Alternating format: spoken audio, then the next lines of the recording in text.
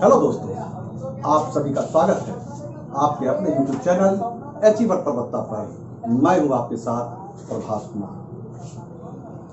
आज दोस्तों मैं अनुपात एवं समानुपात विषय से संबंधित दूसरा पाठ लेकर आपके बीच हूं। आपने यदि पहला पाठ नहीं देखा है तो आप निश्चित रूप से पहला पाठ को देखिए। उसका लिंक मैंने डिस्क्रिप्शन में नीचे डाल दिया है। उस वीडियो में मैंने शब्द परिचय कराया है कि अनुपात क्या है, समानुपात क्या है, मध्यानुपात क्या है, तृतीयानुपात क्या है, एवं प्रकार से आप उस वीडियो में जाकर देख सकते हैं। और यदि आपको बेसिक जानकारी लेनी हो तो आप निश्चित रूप से उस वीडियो को देखें। आज क्रमशः हम आगे बढ़ते हैं। मैंने पहले भी बोला था कि अनुपात एवं समानुपात से संबंधित तकरीबन 10 से 12 पाठ बनेंगे। उसका अगला पाठ जो है मैं पार्ट 2 लेकर आपके सामने हूं। वो टाइप है सम्मिलित या खंडित अनुपात को ज्ञात करना। तो अनुपात पर आधारित मैंने अनुपात के बारे में बताया था। उस दिन भी बोला था कि अनुपात क्या है। अनुपात जो है जब एक ही किस्म की, हो सकता है 2 राशियां हो, 3 राशियां हो, 4 राशियां हो, आप एक ही किस्म की कम से कम 2 राशियों के बीच तुलनात्मक संबंध को हम अनुपात कहते हैं। तो अनुपात किसको कहते हैं? जब एक ही किस्म की कम से कम 2 राशियां हो तो उसके बीच जो तुलना करते हैं हम उसे ही अनुपात करते हैं। विशेष आप पार्ट 1 जो है वीडियो का पहला पार्ट जो उसमें देखेंगे। मैंने प्ले लिस्ट भी बना दिया है और आप उसमें जाकर देख सकते हैं। आज हम उससे संबंधित प्रश्न को करने वाले हैं। यदि आप अनुपात का मतलब बट्टा होता है, यदि यह भी नहीं जानते हैं तो उस वीडियो को आप जरूर देखें। तो चलिए हम इससे संबंधित सम्मिलित या खंडित अनुपात ज्ञात करना, इससे संबंधित प्रश्न को करते हैं। तो प्रश्न है कि यदि A अनुपात B बराबर 2:3 तथा B अनुपात C बराबर 3:5 हो तो पहला सवाल आपसे किया है कि A अनुपात B अनुपात C क्या होगा। और दूसरा कहा है कि A अनुपात C क्या होगा। तो आप जरा इस प्रश्न को समझें और समझने के पहले इस चीज को समझें कि यहां पर जो आपको दिया है कि A अनुपात B बराबर 2:3, इसका क्या इसका अर्थ ये हम बोल सकते हैं कि A बराबर 2 और B बराबर 3। तो आप यदि ऐसा समझ रहे हैं कि ऐसा बोल सकते हैं तो आप इसको समझ लीजिए कि हम कदापि A बराबर 2 और B बराबर 3 नहीं बोल सकते हैं। लेकिन हम कुछ प्रश्न हैं जिसको जब सॉल्व करेंगे तो हम ऐसा मान के चलेंगे और ये आप कॉन्सेप्ट क्लियर कर लेंगे। मैं कराऊंगा कि A बराबर 2 और B बराबर 3 मानकर चलते हैं और प्रश्न को सॉल्व कर लेते हैं, क्योंकि प्रतियोगी परीक्षा में हमें कम समय में सवालों का जवाब देना होता है। लेकिन यदि आप कहेंगे A अनुपात B 2:3 तो A बराबर 2 और B बराबर 3 बोलते हैं तो आप गलत हैं। ये चीज दिमाग में रखेंगे। कहेंगे क्यों? तो जैसे देखिए हमने कहा था कि A अनुपात जो होता है ना वो एक ही तरह की 2 राशियां हैं और उसके बाद बीच हम तुलना कर रहे हैं। जैसे सपोज दैट A और B, A के पास 200 आम है और B के पास 300 आम है। और मैंने कहा था अनुपात एक प्रकार का क्या है, बटा है, भिन्न है। हम इसको 200 बटा 300 लिखेंगे तो ये क्या हो जाएगा, कैंसिल। तो 2:3। अब 200 और 300 ना लिख के हम लिख दें 10 और 15 कि A के पास 10 आम है, B के पास 15 आम है। तो इसको भी जब काटेंगे तो 5 दूनी और 5 तिया। इसी तरह A के पास 2 लाख है, B के पास 3 लाख है। हो सकता है A के पास 20 कलम हो, B के पास 30 कलम हो। मैं जब भी बात करूंगा एक तरह की राशियों में बात करूंगा। तो ये एक तुलना किया जा रहा है इस रूप में कि यदि, यहां से पॉइंट सुन लें, यदि A के पास 2 रुपया है तो B के पास 3 है। आप ऐसा नहीं कर सकते कि A के पास 2 रुपया है तो B के पास 4 हो जाएगा। ऐसा नहीं कर सकते हैं, क्योंकि आप ये भी जानते हैं कि चूंकि अनुपात का अर्थ बटा होता है तो 2/3 को हम क्या क्या लिख सकते हैं। हम 2/3 को कितने प्रकार से लिख सकते हैं, उसका वैल्यू चेंज नहीं होना चाहिए। बेशक वह भिन्न के ही रूप में हो तो हम अनंत प्रकार से लिख सकते हैं। कहेंगे कैसे? मैं इसको लिखूंगा 4/6, इसमें 2 से गुना, इसमें भी 2 से गुना। लेकिन मैं इसमें 2 से गुना कर दूं यानी 2 दूनी 4 लिख दूं और इसको 3 से गुना कर दूं तो दोनों का वैल्यू क्या हो जाएगा, अलग अलग हो जाएगा, तो एक समान संख्या से हम गुना और समान संख्या से भाग कर सकते हैं। पहला पॉइंट आप दिमाग में रखेंगे कि 2/3 लिखिए या 4/6 लिखिए, या 2 तिया 6, 3 तिया 9, या 2 चौके 8 या 3 चौके 12, यानी आप अनंत प्रकार से लिख सकते हैं। लेकिन शर्त क्या है? एक समान संख्या से ही आप गुना कर सकते हैं, और समान संख्या से यदि गुना करेंगे तो अंश और हर में दोनों में करना होगा। आप इस चीज को ध्यान में रखेंगे। तो अनुपात एक प्रकार का बटा है, और यहां पर हम एक समान संख्या से गुना और समान संख्या से यदि गुना करें तो गुना करेंगे, और समान संख्या से भाग देना है तो भाग देंगे। जो करना है एक जैसा काम करेंगे। और पहला पॉइंट मैंने क्या कहा, यहां पर कहा a यदि 2 है तो b 3 है। अब आगे क्या बोला जाता है, यहां पर कह दिया a अनुपात b 2:3 है, और दूसरा पॉइंट क्या है, b अनुपात c जो है वह जो है 3:5 के बराबर। एक थोड़ा सा डीप से समझें। यदि यहां पर a अनुपात b, यहां पर b अनुपात c, जैसे एक उदाहरण ये है कि a और b भाई है, a और b जो है भाई, चूंकि रिलेशन है, रिलेशन यहां भी रिलेशन क्रिएट कर रहा है, और मैं ये कह देता कि b और c भी भाई हैं, तो इसका अर्थ ये हुआ कि b दोनों में क्या है, कॉमन है, और ये कॉमन होने के कारण हम संबंध स्थापित कर पा रहे हैं कि a और b यदि आपस में भाई है और b और c यदि आपस में भाई है, इसका क्या अर्थ हुआ, b का भाई a है, और इसका क्या अर्थ हुआ, b का भाई c है। इसका ये अर्थ हुआ कि a b c तीनों आपस में क्या है, भाई। लेकिन यदि मैं यहां पर b ना लिख के मैं d लिख देता, और मैं कहता a और b आपस में भाई हैं और d c भी आपस में भाई हैं, तो क्या आप इन चारों का संबंध क्रिएट कर पाते क्या? तो आप कहते नहीं, इन चारों का संबंध क्रिएट नहीं कर सकता हूं, क्योंकि हो सकता है यह किसी अन्य परिवार का 2 लड़का हो और यह और किसी अन्य परिवार का 2 लड़का हो। इसी तरह क्योंकि यहां भी हम रिलेशन क्रिएट कर रहे हैं, क्योंकि यदि लगा रहे हैं, यदि a 2 है, अब 2 है तो b 3 है, और जरा देखिए यहां भी b यदि 3 है तो c 5 है, तो यहां पर b क्या है, यहां पर b जो है कॉमन है, b क्या है, कॉमन है, और b कॉमन होने के कारण हमारा प्रश्न क्या हो जा रहा है, सॉल्व हो जा रहा है। जरा देखें कैसे सॉल्व करेंगे, तरीका क्या रहेगा। सबसे पहले चूंकि a अनुपात b अनुपात c लिखा है, तो a b और c इस तरह आप लिख लें। अब कह रहा है क्या, a अनुपात b 2:3 है, ठीक है, पहला लाइन है a अनुपात b 2:3 है, पहला लाइन के अनुसार, प्रश्नानुसार कि यदि a 2 है तो b 3 है। जरूरत पड़ने पर मैं इसको 4 तो इसको 6 लिखूंगा, मैंने समझा दिया है पहले। ये यदि 2 तिया 6 करूंगा तो ये 3 तिया 9 करूंगा, यानी एक समान संख्या से इन दोनों में मैं गुना कर सकता हूं, जरूरत पड़ने पर एक समान संख्या से भाग भी दे सकता हूं। जब हम आगे बढ़ते हैं, अब यहां पर कहा b अनुपात c 3:5 है। जरा देखें यहां पर कहता है यदि a 2 है तो b 3 है, यहां कहता है b 3 है तो c 5 है, तो मेरा तो काम बना हुआ है, इस प्रश्न में कुछ है ही नहीं। यानी यदि a 2 है तो b 3 है, और b यदि 3 है तो c क्या है, 5 है। यहां पर पहले से समान है, हमको समान करना नहीं पड़ा। यदि आप कहेंगे कि यदि वह समान रहेगा तो चलिए घबराइए नहीं, वीडियो को आप देखते रहें, अंत तक देखते रहें। मैंने पहले ही कहा है, मेरा निम्न स्तर से मैं प्रश्न को उठाऊंगा और उसको पार्ट बाय पार्ट आगे लेकर जाऊंगा और उच्च स्तर तक पहुंचाऊंगा। गारंटी मैं देता हूं कि आपका किसी भी प्रतियोगी परीक्षा में अनुपात एवं समानुपात से संबंधित प्रश्न छूटने वाला नहीं है। तो आइए, तो यहां पर a अनुपात b अनुपात c 3:5 के अनुपात में हो गया, यानी इसका उत्तर क्या हो गया, इसका उत्तर हो गया 2:3 क्या 5।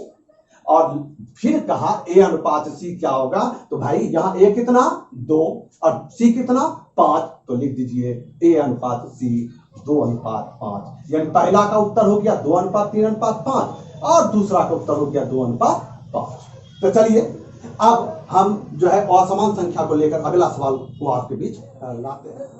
चलिए, तो अगला सवाल है आपके बीच, मैंने चेंज कर दिया है, कहा a अनुपात b 2:3 है तथा b अनुपात c 4:5 है, तो a अनुपात b अनुपात c क्या होगा, a अनुपात c क्या होगा। चलिए तो देखते हैं इस प्रश्न को। फिर मैं लिखता हूं a b और c, सजा लेता हूं। बनाने का जो तरीका है अपना अच्छा लगता है इस तरह सजाना। तो कहता a अनुपात b, प्रश्न के पहले भाग से ये 2:3 है। और दूसरे भाग से क्या कहता है आपका कि B अनुपात C जो है वह 4 अनुपात क्या है 5। अब तरीका क्या है, देखिए यहाँ B कॉमन है, इसमें नो डाउट। पहला चीज जो हमें खोजना है कि B कॉमन है तो मेरा काम बन जाएगा। और दूसरा चीज क्या है कि यहाँ पर B 3 है तो यहाँ पर B क्या है 4 है। हमको यह एक जैसा बनाना है। अब एक जैसा बनाना है तो यहाँ पर एक जैसा बनाने के लिए क्या करेंगे, तरीका क्या है। तो आप जानते हैं कि एलसीएम का जो अर्थ होता है वह होता है लोएस्ट कॉमन मल्टीपल, यानी लोएस्ट मीन्स सबसे छोटा, कॉमन मीन्स उभयनिष्ठ, मल्टीपल मीन्स गुणज। यानी इन दोनों का सबसे छोटा से छोटा उभयनिष्ठ गुणज क्या होगा, हम उसकी, मैं कॉन्सेप्ट की बात कर रहा हूं, दूसरा भी तरीका मैं बताऊंगा। तो 3 और 4 का जब मैं एलसीएम लेता हूं तो 12 होता है। कितना होता है एलसीएम 12। अब हमको इस 3 को 12 बनाना और इस 4 को भी 12 बनाना है। तो आप तरीका क्या जानते हैं, एक समान संख्या से गुना कर सकते हैं। अब 3 में कितना से गुना करें, तो साहब 3 में 4 बार गुना कीजिए। 3 एकाएं 3, 3 दूनी 6, 3 तिया 9, 3 चौके 12। अब जरा सोचिए, आपने जैसे ही इसको 12 बनाया, इसको ये 3 को जैसे ही 12 बनाया, तो कहा ए ने कहा, क्योंकि बी को आपने चौगुना किया तो ए भी कहता है कि हमें भी चौगुना कर दो, तो कोई फर्क नहीं पड़ेगा, यानी मान अपरिवर्तित रहेगा। लेकिन यदि आप इसको चौगुना कर दे, इसको नहीं करेंगे तो मान क्या रहेगा, गलत हो जाएगा। ये आप ध्यान रखेंगे। तो ए ने कहा कि यदि आप बी को चौगुना करते हो तो हमें भी चौगुना कर दो, कहीं कोई फर्क नहीं पड़ेगा। तो मैंने इसको कितना लिख दिया 8, यानी 3 चौके 12, 2 चौके 8। यदि आप जीप से समझना चाहते हैं तो 2/3 था और साहब आपने 2 चौके 8 और 3 चौके 12 लिखे, तो दोनों तो बराबर इक्वल है। क्योंकि आप इसको फिर काटेंगे, इसको काटेंगे तो क्या हो जाएगा, कट जाएगा। 4 दूनी 8, 4 तिया 12, कटेगा कि नहीं कटेगा। तो यही चीज मैं बार बार बोलना चाह रहा हूं। अब ये हो गया मेरा। अब 4 भी तो 12 हो सकता है, तो 4 को यदि मैं 12 करूंगा तो 4 तिया 12, तो BC कहता है, क्योंकि यहां पर B और C के बीच संबंध है, यहां पर A और B के बीच संबंध है, और मैं तीनों का संबंध निकाल रहा हूं। तीनों का संबंध निकालने के लिए इसको इक्वल किया जा रहा है कि भाई इसको समान कर दो, किसी को कोई आपत्ति नहीं होगा। तो ये 12 हुआ तो ए ने कहा हमको 8 कर दो, हमको कोई आपत्ति नहीं। ये जैसे ही मैंने 12 किया, 4 तिया 12 किया, यहाँ B और C के बीच संबंध है, तो C ने कहा हमको भी आप तिगुना कर दीजिए, क्योंकि यहाँ पर आपने 4 को तिया किया, हमको भी तिया कर दीजिए, तिगुना कर दीजिए, हमको कोई दिक्कत नहीं होगा। यानी आपने इसको 15 कर दिया, आपका काम बन गया। अर्थात यदि B 12 है तो B 12 है तो A 8 है, और यहां पर B 12 है तो C कितना है 15 है। यानी यहां पर A अनुपात B अनुपात C जो हो गया, आपका यही तो था, A अनुपात B अनुपात C क्या होगा, तो आपने जवाब दिया 8 अनुपात कितना 12 अनुपात 15। फिर दूसरा सवाल है कि A अनुपात C क्या होगा, तो A का वैल्यू कितना है यहाँ पर 8 और C का वैल्यू क्या है 15। यहाँ पर ये कटने वाला नहीं है, कोई समान संख्या से कटे तो काटना भी होगा, कटने वाला नहीं है तो चलिए छोड़ दीजिए। यानी A अनुपात C आपका क्या हो गया उत्तर 8 अनुपात 12। अब इसी को हम दूसरे तरीके से लाते हैं। दूसरा तरीका से क्या, जरा देखें। दूसरा तरीका है आपका कि तेजी में कैसे करेंगे। तेजी में करने के लिए आप क्या करें, तरीका क्या है, देखिए। आप इसको जो है ना, ये देखिए तीरा चला रहे हैं, ये इसको गुना करें, 3 5, ये 3 चौके और ये 2 चौके, यानी A 2 चौके 8, 3 चौके 12 और 3 5 15, 8 अनुपात 12 अनुपात 15। A अनुपात B अनुपात C निकला, और A और C का बात करते A 8 और C 15, 8 अनुपात 15। आप जवाब दें, ये आपका दूसरा है। मैं थोड़ा सा और इसी तरह के प्रश्न का लेवल और थोड़ा सा बढ़ा रहा हूं। चलिए आपके लिए अगला सवाल है। तो चलिए देखिए, अगला प्रश्न है आपका उसी तरह का प्रश्न है। यदि A अनुपात B 4 अनुपात 5, B अनुपात C 3 अनुपात 8, आप कैसे बनाएंगे। आप तेजी में लिखेंगे A B और C। यहां पर 4 5 है तो 4 5, यहां पर 3 8 है तो 3 8। एलसीएम लेके बनाना चाहता है एलसीएम लेके, नहीं तो मैंने तरीका बताया 8 पंचे 5 तिया और 4 तिया ये 12। 12:15:40 इसका उत्तर हो गया। यहाँ पर कोई समान संख्या से कट नहीं रहा है, तो यही इसका क्या उत्तर। तो बढ़ते हैं आगे, देखते हैं ये समान। आप इसको एलसीएम लेकर भी बना सकते थे। 5 और 3 का एलसीएम 15 होता है। अब 5 को यदि आपने तिगुना किया तो 4 को भी तिगुना किया, 3 को यदि 5 गुना किया तो 8 को भी आपने 5 गुना किया। यही तो तरीका है, सिंपल सा। चलिए बढ़ते हैं अगले सवाल पर।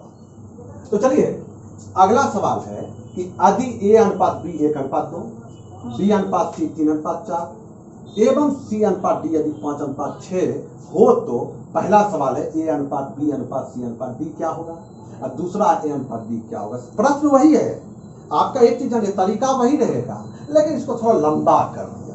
तो चलिए बनाते हैं। तो सबसे पहले मैंने क्या बोला है, सबसे पहले आप लिखेंगे A, B, C और D। अब बारी बारी से यहां पर A/B आपका क्या है, 1:2 है। फिर B/C क्या है, 3:4 है। तो पहले आप इसको निकाल लें, आप तो जानते हैं निकालने के लिए क्या, आप इसका एलसीएम लेके 3 दूनी 6 भी लिख सकते हैं। अब इसको आपने 2 तिया 6 किया, 2 और 3 का एलसीएम 6। अब 2 तिया 6 किया तो 1 तिया 3, और 3 दूनी 6 किया तो 4 दूनी 8। क्योंकि आप 3 को दुगुना कर रहे हैं तो 4 को भी दुगुना कीजिए। अब A/B/C आपका निकल गया, और C और D है 5:6। अब जरा देखिए यहाँ पर कॉमन C आ रहा है, और 8 और 5 का एलसीएम क्या होता है, 8 और 5 का एलसीएम क्या होता है, 40 होता है कि नहीं होता है, हुआ।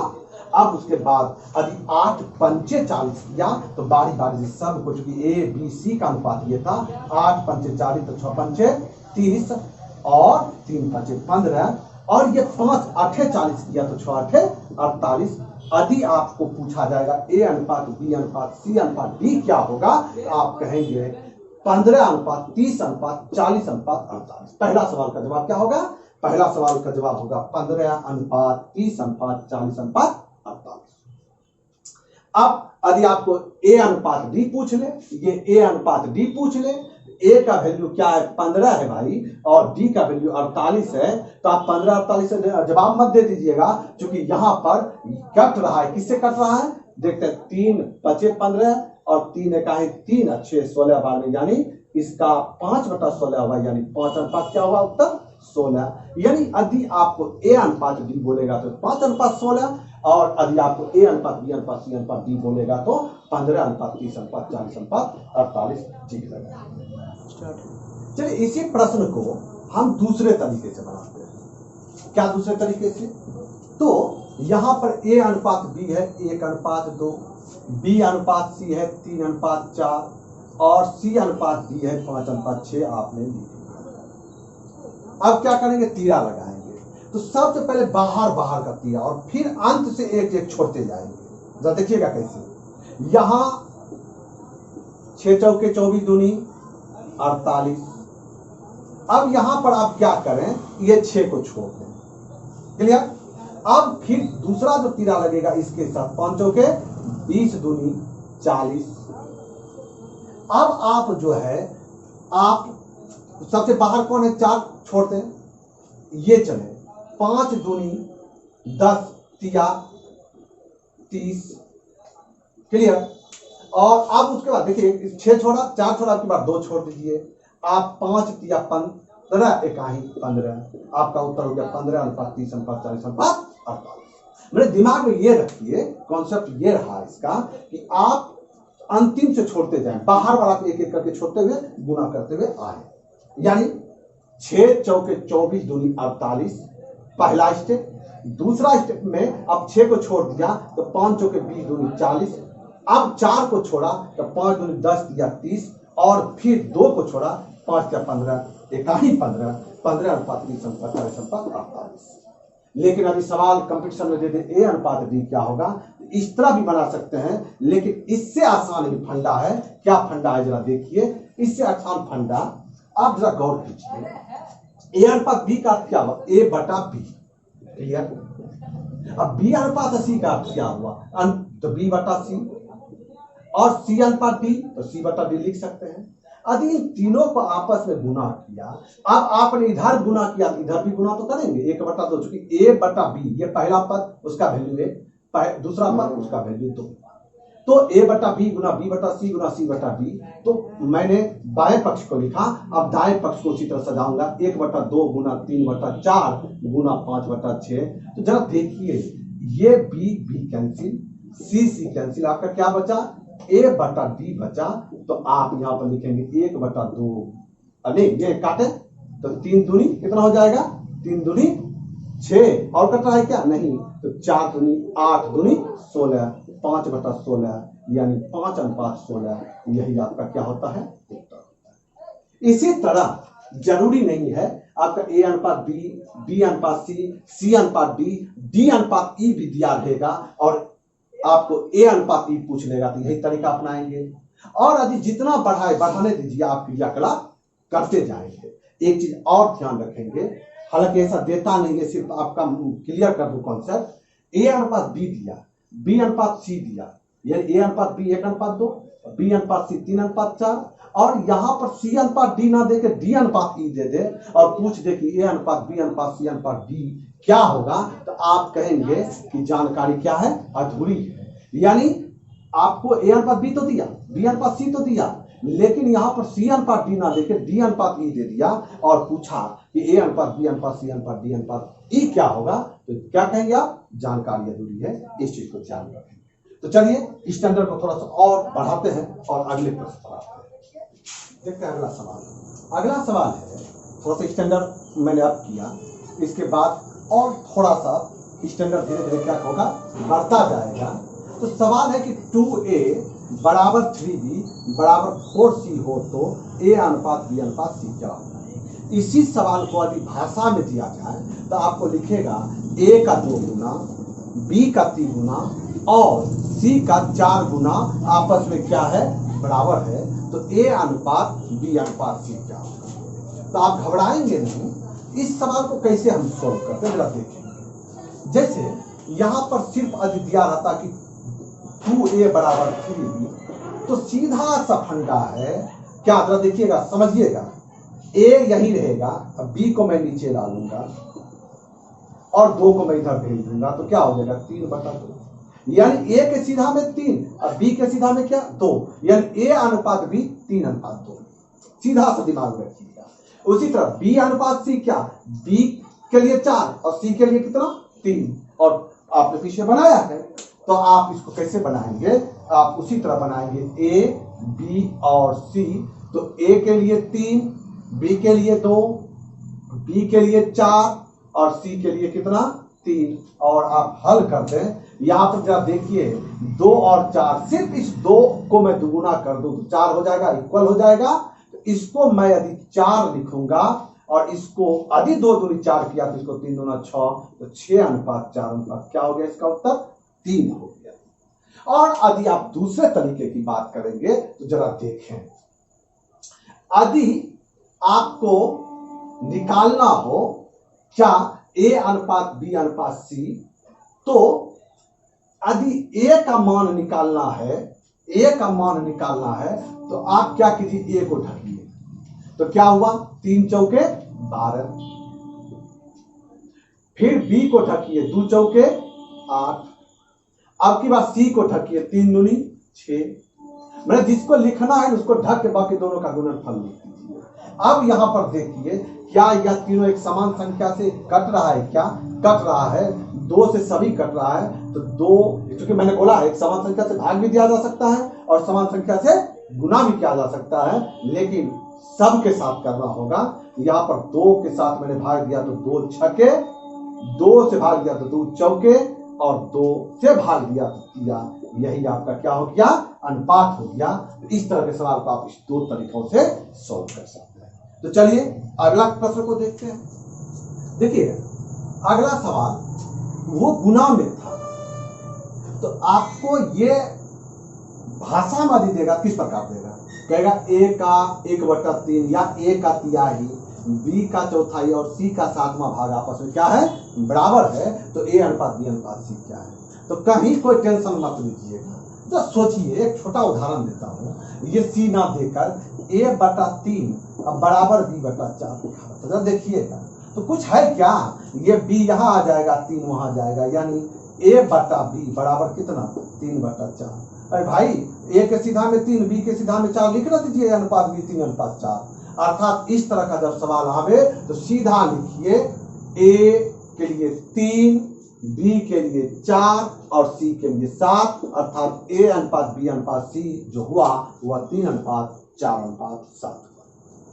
तो चलिए दोस्तों अगला सवाल है आपके लिए कि 1/x अनुपात 1/y अनुपात 1/z बराबर 2:3:5 हो तो x अनुपात y अनुपात z क्या होगा। अच्छा मैंने एक चीज बताया था क्या कि यदि a अनुपात b बराबर 2:3 हो तो यदि मैं इसको पलटूंगा यानी यदि मैं 1/a और इसको 1/b लिखूंगा तो इसको भी पलट दूंगा, कहीं पे फर्क पड़ेगा क्या? एकदम नहीं पड़ेगा। तो वही चीज आप क्या कीजिए, क्योंकि आपको x अनुपात y अनुपात z लिखा है तो यदि बायां पक्ष पलटेगा तो दायां पक्ष भी पलटेगा। तो आप क्या करेंगे, इसको आप करेंगे 1/x है ना। अच्छा यहाँ कुछ न है तो क्या है, 1 है कि नहीं है? कुछ नहीं है तो 1 है क्या। अब देखिए 1/x को पलट दिया तो x, और ध्यान दीजिएगा इसके लिए क्या है ये राशि, इसके लिए ये राशि और इसके लिए ये राशि। तो 1/x तो यहां पर पलटा तो ये 1/2 से क्या हो जाएगा 2 हो जाएगा, सॉरी 1/2 हो जाएगा। ये 1/y है तो y हो जाएगा, और तो 1/y के लिए 3/1 है तो 1/3 हो जाएगा। और 1/z यदि मैं z लिखूंगा तो ये 5/1 से 1/5 हो जाएगा। यानी x अनुपात y अनुपात z बराबर 1/2 अनुपात 1/3 अनुपात 1/5। अब इसको दो तरीके से हल कर सकते हैं, इसी का वैल्यू हमको निकालना है। क्या? तो देखिए दो तरीका क्या है कि आप 2, 3 और 5 का एलसीएम निकाल लें। एलसीएम क्यों निकालते हैं, इसके पीछे ये रीजन है कि सबका हर यदि समान कर लेते हैं तो देखिए जैसे एग्जांपल के तौर पर 1/10 है। अब ए को 1/10, मैं दूसरा एग्जांपल दे रहा हूं। अब बी को 5/10 मिला, जानबूझ के मैंने 5/10 लिखा है, मैं 1/2 इसका वैल्यू है। यानी हर कुल को प्रदर्शित कर रहा है। यानी 10 में अंश में हिस्सा, यानी 10 रुपया है ना तो ए को 1 रुपया मिलता है और बी को 5 रुपया मिलता है, अर्थात 1:5 में मिलता है। यानी एक समान राशि से ए को 1 रुपया और बी को 5 रुपया मिलता है। क्लियर? तो उसी तरह हमारा यहां पर क्या चलेगा, 2, 3 और 5 का एलसीएम क्या होगा। एलसीएम निकालता हूं पहले, तो 5, 3, 2 का एलसीएम होगा 30।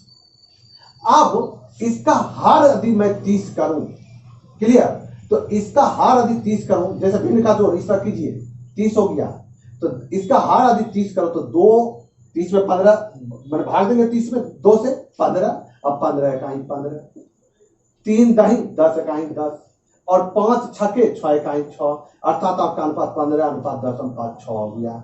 यानी 1/2 को 15/30 लिख सकते हैं, 1/3 को 10/30 लिख सकते हैं और 1/5 को 6/30 लिख सकते हैं। यानी हर इक्वल कर दिया और अंश जो हो गया वही उसका अनुपात हो गया। दूसरा तरीका क्या, दूसरा तरीका देखें। दूसरा तरीका ए का आदि वैल्यू लिखना है। ए का वैल्यू यदि लिखना है तो हमने क्या किया, ए का वैल्यू निकला तो ए को ढका, 5 किया, बी का लिखना तो बी कर रखा 5 दूनी 10, और सी का लिखना तो सी कर रखा 3 दूनी 6।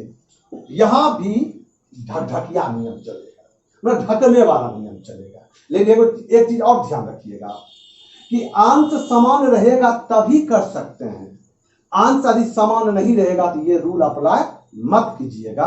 चलिए हम बढ़ते हैं, अगले सवाल को देखते हैं। तो चलिए देखिए एक छोटा सा सवाल, प्यारा सा सवाल।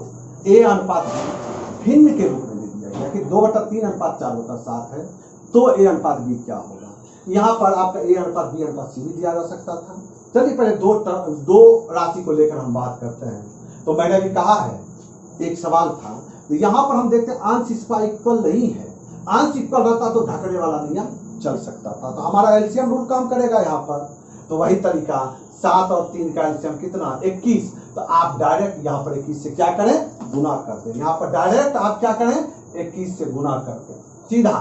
तो 3 सते 21, 7 दूनी 14, 7 तिया 21, 4 तिया 12।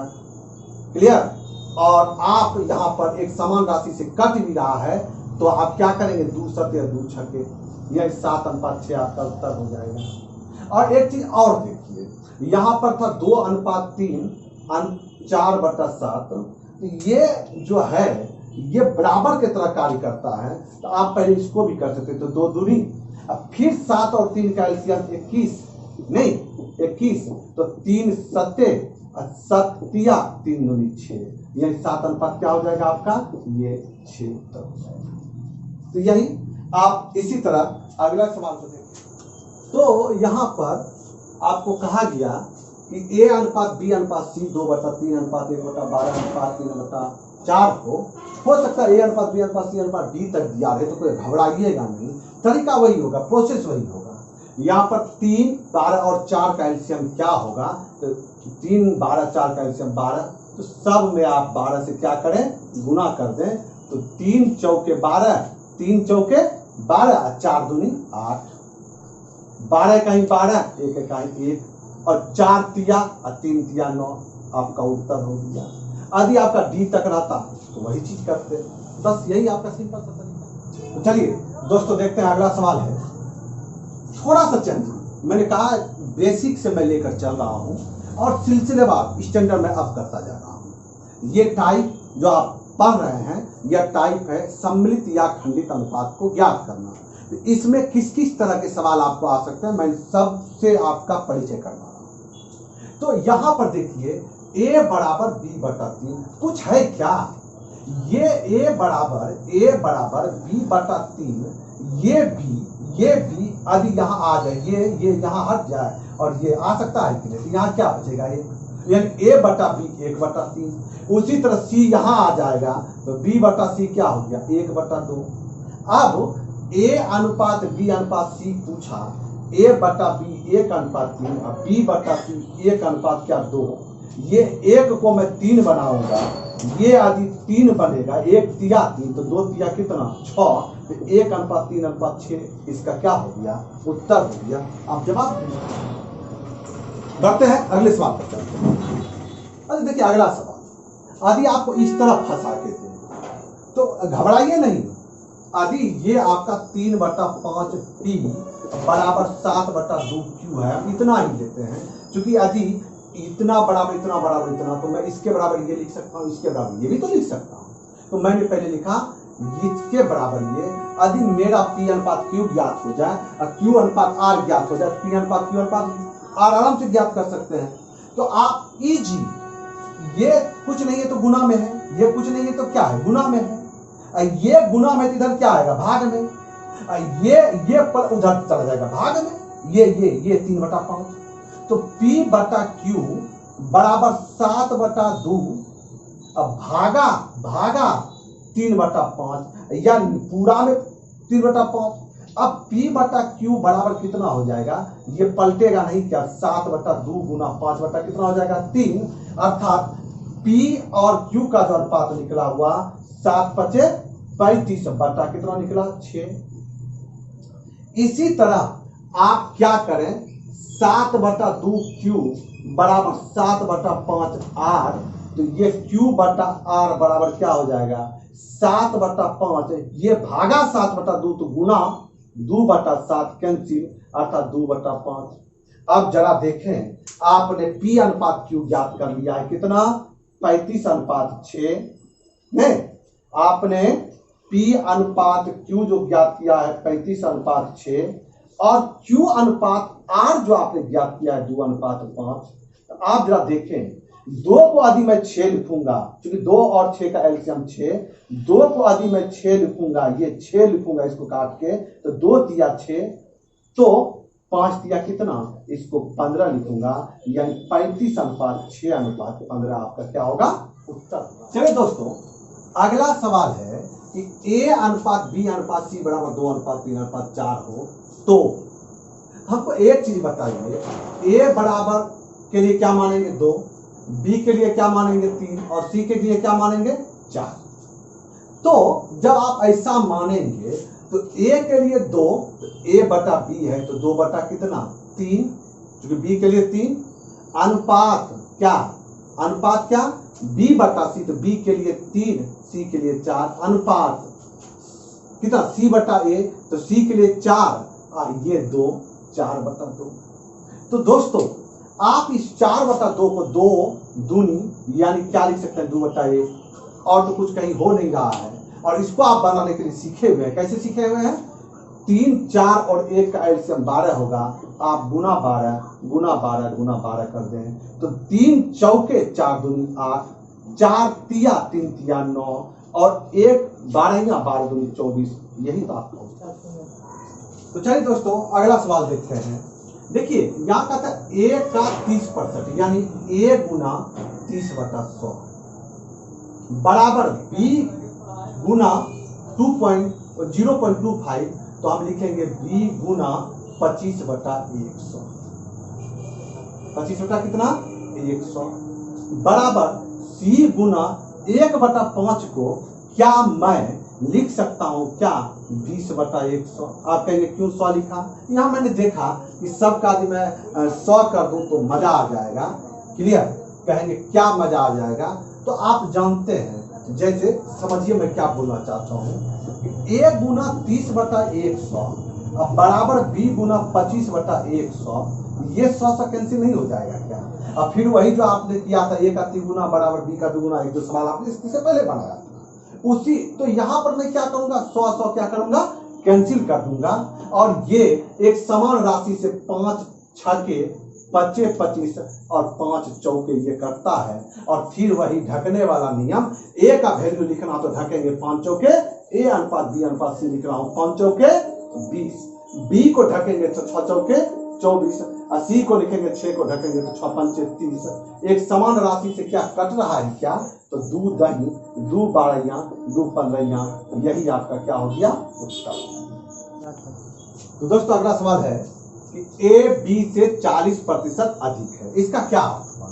इसका अर्थ हुआ कि a b से b के सापेक्ष 40% अधिक है, अर्थात b 40 है, ये 100 है, सॉरी b के सापेक्ष 40 अधिक है प्रति सैकड़ा, यानी तुलना कर रहा है। b यदि 100 है तो यह 100 के सापेक्ष 40 अधिक है, अर्थात 140 है। 20 पंचे और 20 सत्ते, तो आपने a अनुपात b ज्ञात किया, फिर आप b अनुपात c ज्ञात करते हैं। कहते b c से b जो है c से दूसरा कथन के अनुसार 20% कम है, इसका अर्थ यह 100 है, प्रति सैकड़ा 20 कम है c के सापेक्ष, तो c 100 है तो 20 कम, ये कितना है 80, ये 20 चौके 80 और 20 पंचे 100। अर्थात आपने a अनुपात b अनुपात c ज्ञात करना है, और यहाँ पर a अनुपात b 7:5, अब b अनुपात c 4:5, तो क्या a अनुपात b अनुपात c ज्ञात नहीं कर पाएंगे क्या? आपने बार बार सवाल किया है और बनाया भी है।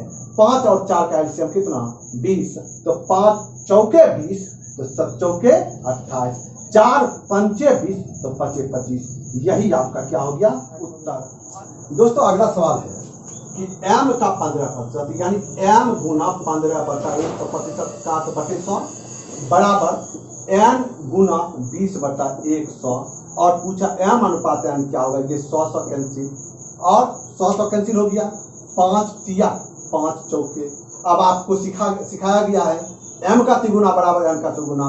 m के लिए आप क्या लेंगे साहब 4, और n के लिए क्या लेंगे 3। इस तरह भी n इधर आएगा 3 उधर जाएगा, तो आपका उत्तर क्या हो गया 4:3। आप आसान तरीके से बनाएंगे। चलिए बढ़ते हैं अगले सवाल को। तो चलिए इस तरह का सवाल आपने पहले भी बनाया है। a अनुपात b बराबर b अनुपात c बराबर c अनुपात d बराबर 1/2। जरा गौर कीजिएगा, इसका अर्थ सब आपस में बराबर है, तो क्या मैं a बटा b को a अनुपात b को a बटा b भी लिख सकता हूँ, b बटा c भी लिख सकता हूँ, b अनुपात c को, c अनुपात d को c बटा d भी लिख सकता हूँ, बराबर 1/2। इसका अर्थ ये हुआ a बटा b बराबर 1/2, b बटा c बराबर 1/2, c बटा d। कहेंगे क्यों? क्योंकि सब आपस में बराबर। हमको जरूरत यही है कि हम a बटा b भी 1/2 है, इसलिए तो सब आपस में बराबर है, क्योंकि आज इसके बराबर 1/2 तो सबके लिए 1/2।